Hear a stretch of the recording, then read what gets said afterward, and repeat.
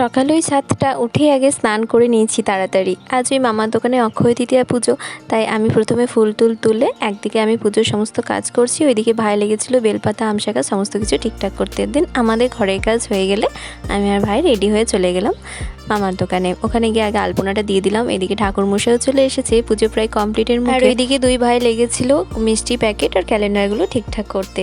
চিড়ের প্রসাদ সবাইকে দেওয়া হবে, তাই বেশ অনেকটাই করে চিড়ে দই ফল সব মিশিয়ে একটা প্রসাদ মেখে নিলাম।